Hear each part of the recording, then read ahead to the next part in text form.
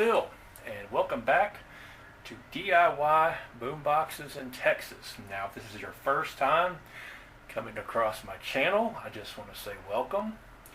I also want to say thank you to my over 300 subscribers, which I have now. And of course, here's our co-host, Duke.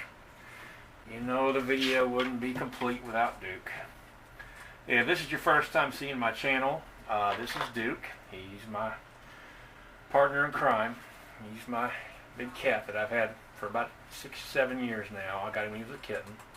And if you're a regular viewer of my channel, you'll know Duke. And everybody always says, "Where's Duke?" when he's not there. Of course, here's Duke. So, say hi, Duke. Okay, we're going to have to move you out of the way. We'll visit with you later.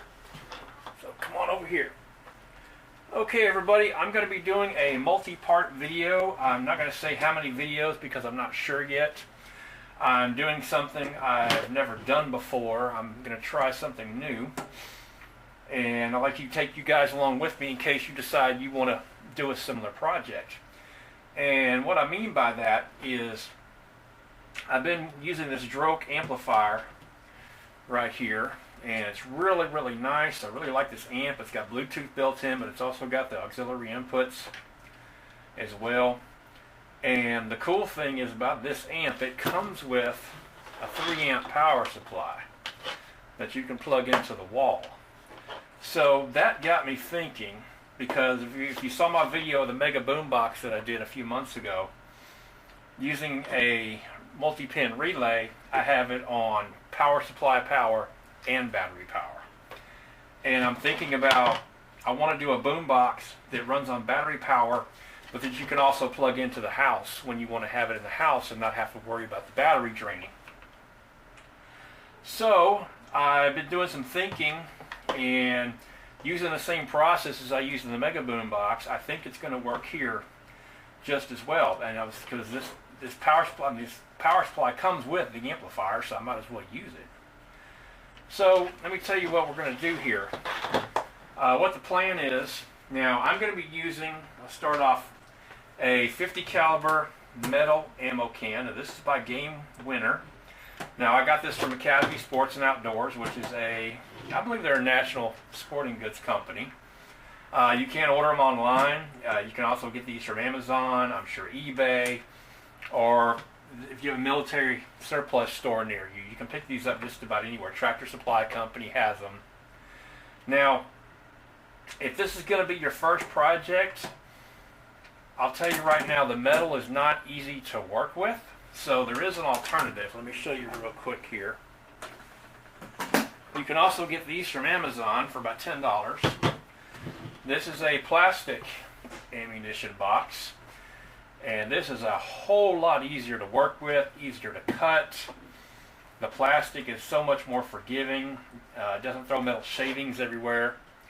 So this is your first project, or you don't have a lot of good hard steel tools, I'd say do this. Now the cool thing about these is, if you want to paint these different colors, and you've seen in my other videos, I have the handle and latches painted different colors. You can pop these latches off, and the handle will pop off if you pull on it just like that, and then you could paint this separately and then just snap it right back into place.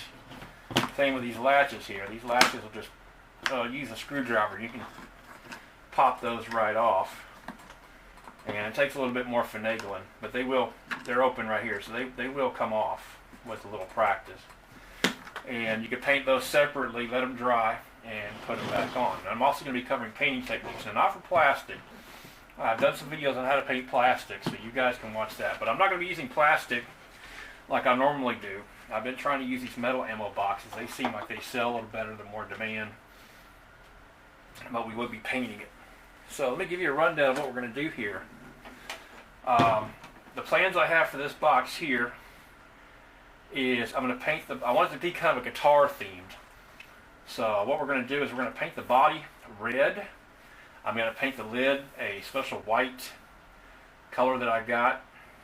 And over here on the side, I want the knob of the amplifier to actually stick out, so you can actually adjust the knob like a volume knob. And then of course we're going to have our switches, and we're going to have a voltmeter and USB port.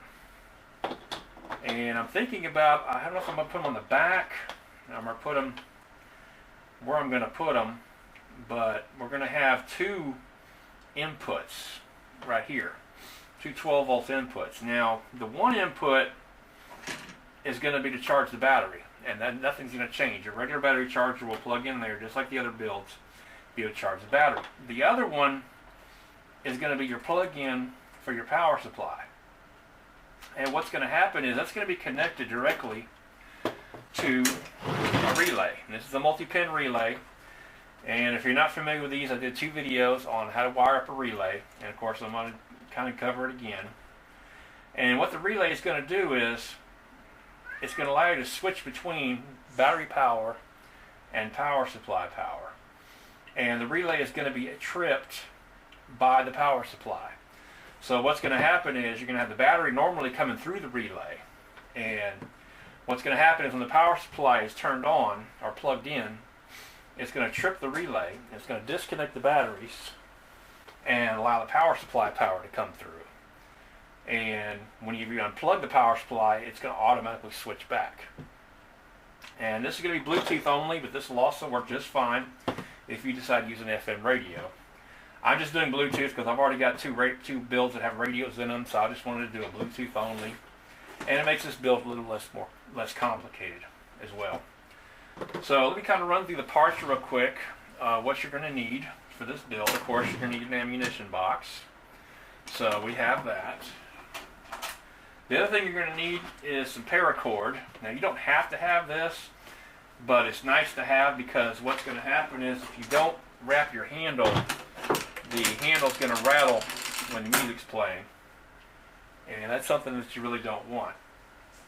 So we're going to wrap the handle in the paracord, and I'm going to show you how to do that. I'm using silver because I don't want black. I want it to stand out against the white, almost like the silver of guitar strings. This is going to be kind of guitar themed, so I bought some silver paracord. You can get it any color of the rainbow. That's the cool thing about the paracord. Amazon just sells multicolors. It's very inexpensive. I think it's $6 for 100 feet. So we're going to do that. And the other thing we're going to need is we're going to need 2 pigtails. Like these here, they sell them in a 6-pack.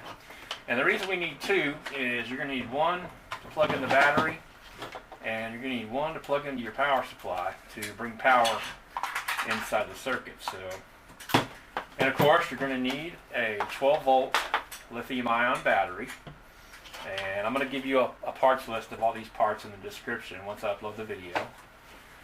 Now, I'm using this particular drok amplifier right here. You don't have to use this exact amplifier, but again, if you want the power supply, you have to buy the amplifier. And they're only 23 bucks, and you get all kinds of cool stuff with this little amplifier. But any amplifier will work if you have a power supply. So also, you guys that use computer power supplies, this same setup will work if you want to go ahead and use a conventional amplifier board like this here. Now, I'm also going to be using, of course, a couple of switches, and it doesn't matter what kind of switches you use. I have a bunch of these LED switches I'm going to use. Of course, we have a voltage meter to show you what the voltage is doing. Now, this is just optional. I want to add this on here just because it will be plugged into the wall. You'll be able to charge your phone or your device on here. I'm going to be putting in a multi-port USB port charger. So you'll be able to charge your phone off of this while it's plugged into the wall or off the battery. And I think that's about it for the parts. It's of course you need the two. You're going to need these two 2.1 millimeter connectors, female, to allow you to be able to hook everything in. So that's all the parts you're going to need for this build.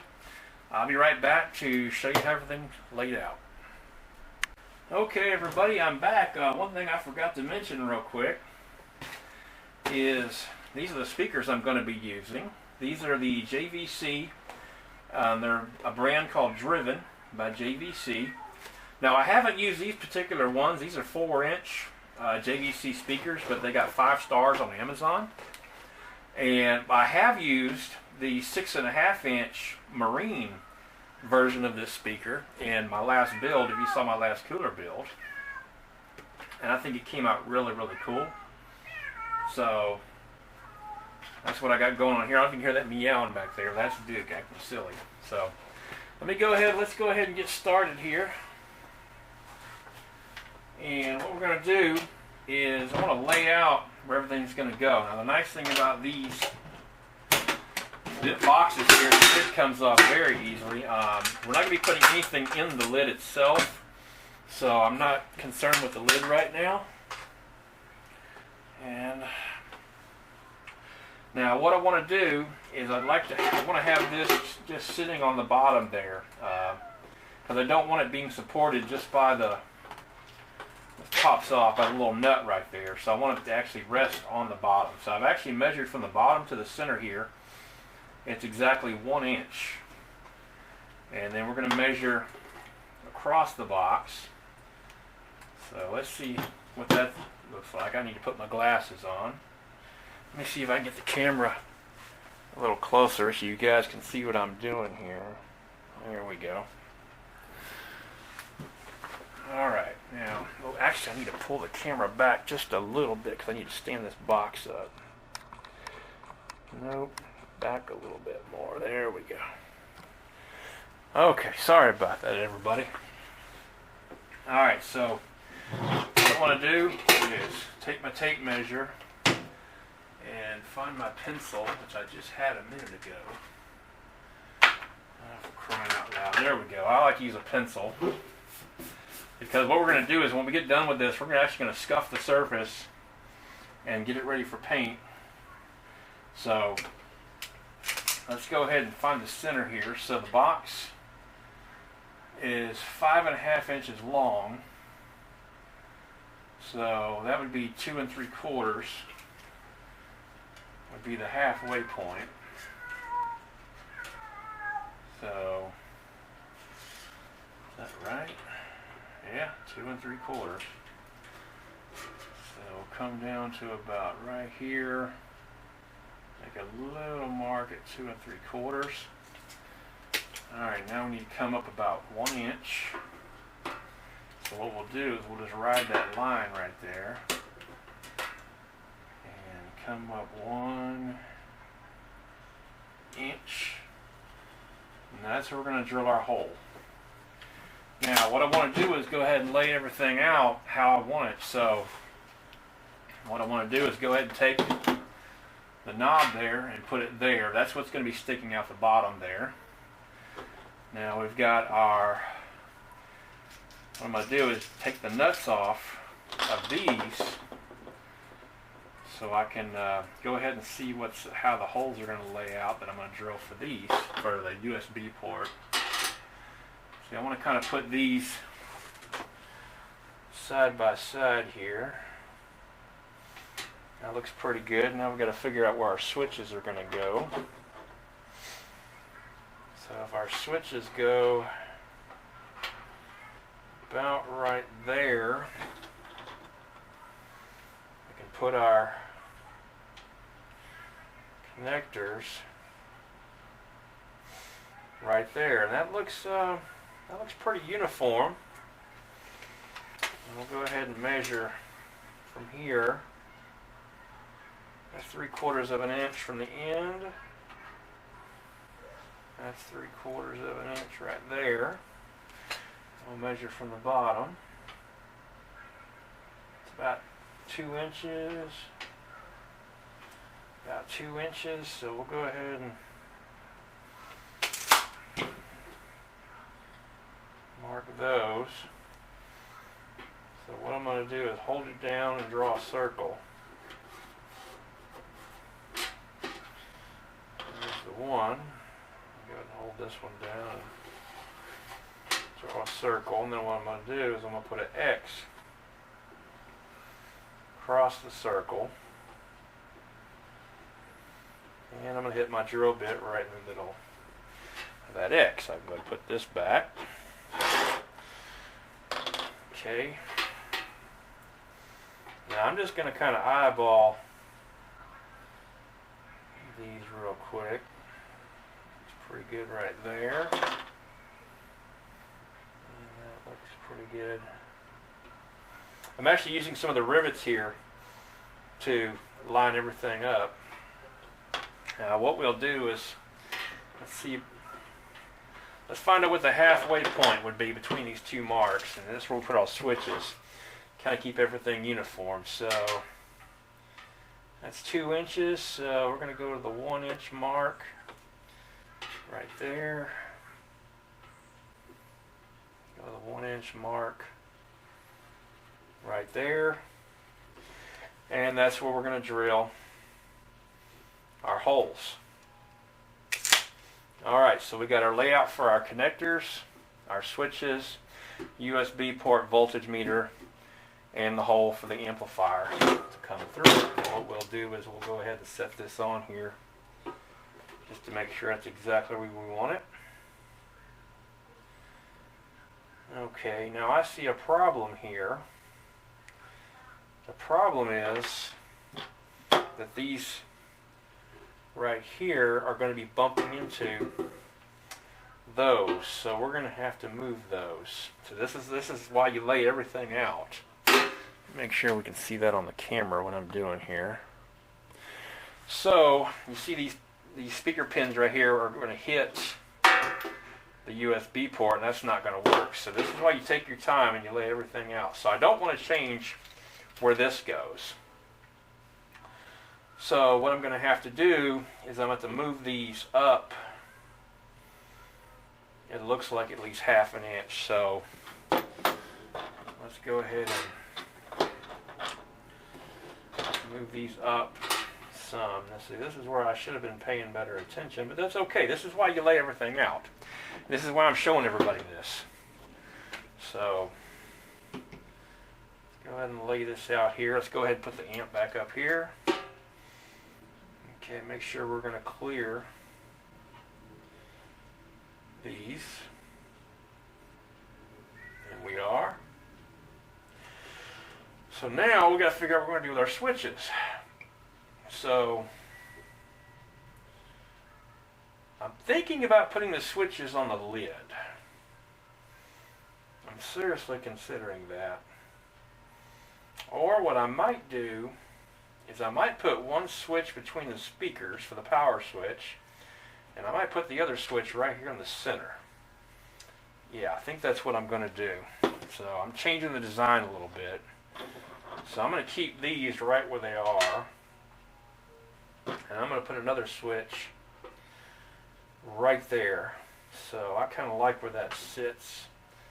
So we're just kind of, and I'm using this rivet right here in the middle, and we're going to make a mark right there. Now we need to go ahead and remark our holes for these. Alright, that looks good. I'm going to split them down the middle. Again, don't worry about the pencil marks, because you're going to be able to take these off when you paint it and sand it. So we're going to drill a hole there, and drill a hole there. Alright, that's how we do the layout. Alright, I'm going to take a break for just a second, and when I come back we're going to talk about what you're going to need to drill the holes. So I'll be right back. Okay everybody, now I'm going to show you how to lay out your speakers. So what we're going to do is we're going to start out by peeling this label off and see if we can get it all off in one piece. Ah, well, come on now. Leave some residue behind. See if we can get all this sticker here. Ah, come on. Sometimes they gotta be stubborn. Look at this. It's gonna make me work for it today, huh? Now, I will show you guys a trick if you ever have any sticker residue or any adhesive left over. What you can do is go to the hardware store, or I guess you could go to Walmart or wherever. Get this stuff called Goo Gone. It's an adhesive remover. Just put it on a paper towel or a rag, and wipe it down. Now the main thing is just make sure the surface is completely dry if you plan on doing any kind of painting or anything on this. But this stuff works fantastic. It's about $5 the hardware store, but it works really, really good. Okay, now what we're going to do is let's go ahead and unbox our speakers. And this is the first time I'm actually taking these out of the box here. Now the cool thing I like about JVC is they actually give you this wire diagram that you can cut out. But if you don't have that, like you order a different brand, I'm going to show you what I do normally. Okay, do the speakers. There's the speaker wire and the screws. Now here's a little trick that I do. I go ahead and make sure I take the wire and the screws and I go ahead and put them someplace safe, because if you lose these, no pun intended, you're screwed. So I have a little cubby right here that I put the wire and the screws. They stay nice and safe. Of course, you get your information here on the speakers. Now these are 220 watt speakers and a 35 watt RMS, which is perfect for this application. So that's about what we're going to be putting out, is about 35 watts. Now you don't have to take both of them out, but I like to go ahead and get both drills. Now keep the box, because you want to put your speakers back in the box once you get done with this operation here. Wow, these are nice looking little speakers. Again, I used the other version of these. Got a nice cone to them. Really, really cool looking grills. I mean, I normally use the kickers, but I just wanted to do something, try something different. And again, these got 5 stars. These are only $30. They were $23. I don't know why the price went up. But let me show you this here. You see this inside little line right here? That's actually the size you need to cut out for your speaker. So that's the best way to lay them out. So what I do is go ahead and put the speakers off to the side. Now they do have magnets, so just be very careful. Take your speaker grills. Now this works whether you're doing kicker or polk, or if you're using whatever brand speakers you like. This technique will work. Now I go ahead and kind of roughly lay them out where I want the speakers to go. And that looks pretty good. Then what I do, let's go ahead and put my glasses on, if I can find out what I did with my... Well, I can't find my glasses. Well, that's just great. Well, we'll have to do this half blind, because I don't know what I did. There's my glasses. So hold on one second here. Make sure the camera can see what I'm doing. Alright, kind of get these, kind of centered where you want them. Now you got to remember, the lid does come down to about right here. So you want to get below that lid. You see a little faint line right here where the lid comes down. But you also don't want them all the way on the bottom either. I mean, it's up to personal preference. And kind of eyeball the close you can. And go ahead and take your tape measure. And go ahead and go from the bottom, let's say about a 1/2 inch is what I'm looking at. So 1/2 inch, 1/2 inch, and then go ahead and measure one side here. That looks like a little less than 3/8, or a little bit. I'll move them out just a hair. You don't want it too close. And go ahead and line them up the way you want them. 1/2 inch. 1/2 inch. Okay, that looks pretty good. I kind of like the way they sit there. So, and what you do is take your pencil and go ahead and press down the center.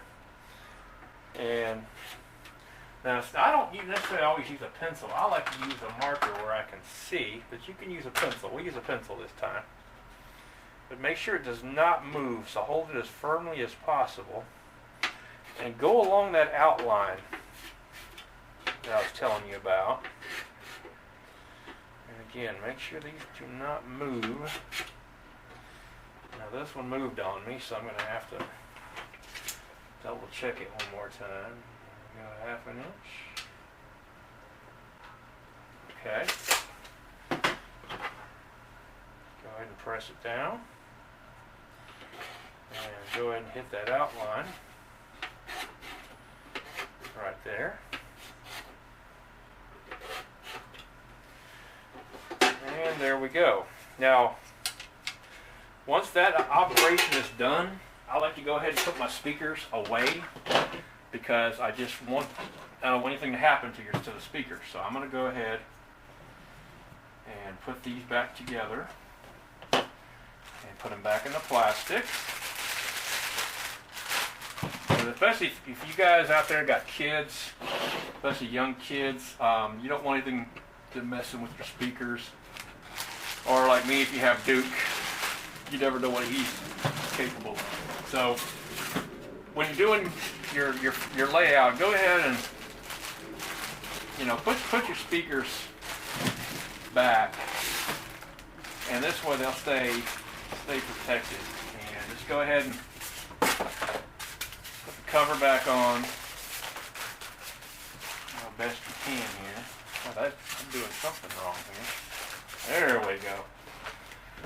And I like to go ahead and just put them back in the box and go ahead and just put them away because you're not going to need them until you're almost done. So there's no reason to have the speakers out. And these are probably one of your biggest investment is your speakers. So go ahead and put that away. Back to the box here. Now I have a little template that I've used on my other ones, but if you don't have something like this, I suggest make a little cutout with a hole in the middle. And if you're going to use a hole saw, now if you're just going to use a jigsaw, you can go ahead and connect these lines right here, like so, and go ahead and drill you a hole in the corner and take your jigsaw and cut the hole out. Now I use a hole saw just because I do build a lot of these, and it's faster and it makes a better cut hole. So this is what method I'm going to use. So I go ahead and take a cutout for one of my older builds. So when you cut these out in your hole saw, don't throw these away. You can use them as a template.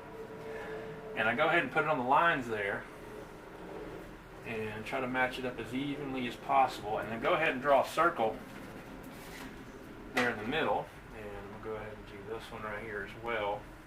And what you're doing is you're marking where you're going to drill the hole in the center for your hole saw. So now this is the hole saw that I use. This is a DeWalt, and for a 4-inch speaker, this is a 3 3/4 inch hole that you're going to be drilling. And this one here is pretty heavy duty. You're going to need a 1/2 inch drill to be able to drill this. Now if you don't have a 1/2 inch drill, you can get a little cheaper one. This one's a Linux, and it does have a smaller shank. You can use a 3/4 inch drill. I use my Linux for the plastic boxes, and I use the DeWalt because the teeth are a little closer together. It's more made for metal. This is a metal cutting blade. Make sure you get a metal cutting blade, not a wood cutting blade. And this DeWalt is extremely heavy duty. It works great. And the cool thing is, if you're going to be doing more than one of these, it's worth the investment. I mean, this was $25, and the cool thing is, once you have the arbor, if you wear out the hole saw is only 14 bucks. So, and I've already cut 4, 5, 6 holes out of this thing, and it's still razor sharp. So what you're going to do is drill a hole right here, so you'll be able to line up your hole saw and drill the holes. Now the other thing is, real quick, I'll give you guys some tips on drilling holes is, especially if you're drilling metal, is go down to Harbor Freight and get you some of these step drills.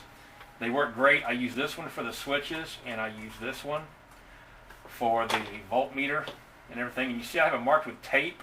I've done some test drilling on some pieces of scrap, and that tells me the depth I need to do this, because if you make the hole too big, it's going to slip right through, and then you're in trouble and you've ruined the box. So I have the other one set up the same way. Now this one's for drilling plastic holes, but it works really good. And this one here, the reason I have tape on it, it's big enough when I do my antennas. So that's why that one is set up like this. But here's a little tip. As you're drilling down, drill the hole a certain distance, and then take like your switch and see if it'll fit. Maybe go down one more notch, check it again, check the fit. Just go very, very slowly, because the first metal box I did, I went too far with the switch, and the switch fell through, and I had to put grommet on there for it to fit. It was just really awful. And I got the box somewhere in the surplus store, so this box I really couldn't replace. So that's a little tip on that. I'm not going to film myself drilling the holes, because I think that's kind of boring. But basically what I'm going to do, guys, is I'm going to drill out this hole here, and drill it out with the hole saw. And then I'm going to drill some pilot holes here, here, and here, and drill out these areas right here, and drill out that area right there. And then I'm going to test fit everything. And once I get that done, we're going to hit the box with a Scotch-Brite pad and get it ready for paint. So I will show you guys that in the next video. So thank you so much for watching this video. And like I said, this is video 1 of possibly 3 step-by-step videos on how to wire this up and how to build this. And now one other thing I'm going to tell you that I'm going to do is I'm going to put the paracord on before I paint it. And the reason is, in my last project, I painted the lid before I put the paracord on, and as I was wrapping the cord around, it kind of scratched up the paint a little bit and dinged it up some, and I really didn't like the way that looked. So I'm going to do the paracord first, wrap it in tape, painter's tape, and then paint over that. Also, the cool thing is it'll hold the latch up, so you can paint under the latch, because before I had to use tape just to hold the latch open. So I think that'll look really, really good. Plus, I think the paracord will look good. You can see the black through the silver paracord underneath. So this is step 1 of everything, and like I said, I'm going to have this video uploaded possibly tonight, and I'm going to give you a parts list when I get back. I'm going to upload this at the gym, so when I get back, I'll try to get a parts list for everything here where you can order it from if you guys want to do this project. And thank you so much for watching. And again, subscribe to my channel. Thank you so much for my subscribers. I'm going to take my glasses off here. And I'm also on Instagram, DIY_boom_boxes. And if you're on Facebook and you have some questions, if you're a first-time builder or if you've been doing this for a long time, we would love you guys to join us. It's I Love All Things Radio. That's on Facebook. And look forward to hearing from you guys. So thank you for watching, and we'll see you next time.